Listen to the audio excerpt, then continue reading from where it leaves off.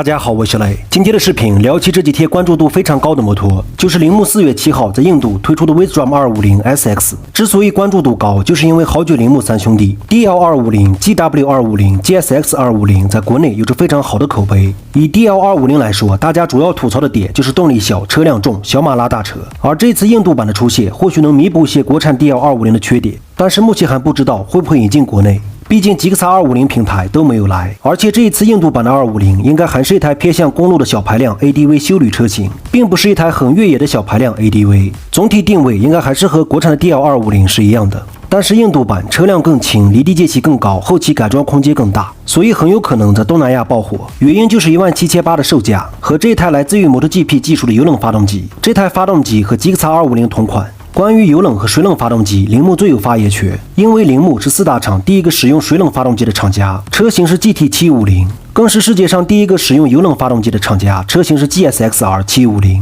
油冷相比水冷，发动机结构更紧凑，因为水冷需要在发动机动力部分周围铺设水路来循环降温，这样做的话，发动机尺寸也会变大。而油冷发动机则不需要铺设水路，只需要把喷油装置安装在发动机机头上面和一些高温部件上面，所以油冷发动机结构更紧凑。但是油冷相比水冷也有缺点，水冷发动机更适合长时间运行，但是对于小排量250发动机来说，油冷绝对是绝子。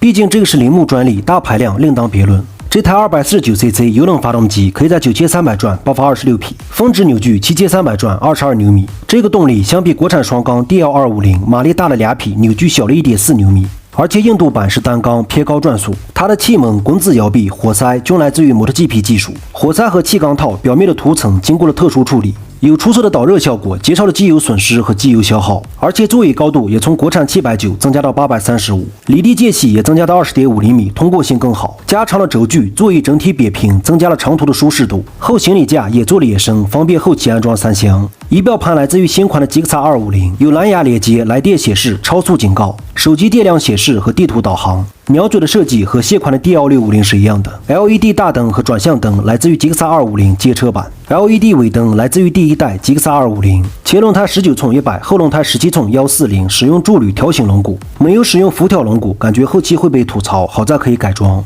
排气使用单排双出，原厂标配发动机护罩，标配前后双通道 ABS、USB 充电口，原厂标配防摔护拱，可以选配防摔杠，油冷却气护网、油箱垫和防磨损件，车轮贴花，高低座座椅套件。整备重量167公斤，比 DL250 轻了11公斤。前减震行程只有12厘米，不太适合太暴力的飞跳。满载情况下，前减震行程这么短，也不太适合恶劣的非铺装路面。视频最后，印度版250除了前减震和轮毂，也没有什么可挑剔的。再说后期这2个部件也可以改装，就是不知道 ABS 能不能一键关闭。要是吉克萨平台能来国内，这辆车的用车成本会低很多，因为很多零件都是互通的。在印度卖17800人民币真是便宜。假如未来有可能来到国内，估计27000左右。不要问为什么，问就是关税太高。你说单缸油冷167公斤整备重量，20厘米离地间隙17800的价格，能原价卖估计非常热门，毕竟250是市场刚需。就聊这么多吧，哪里不对多多指点。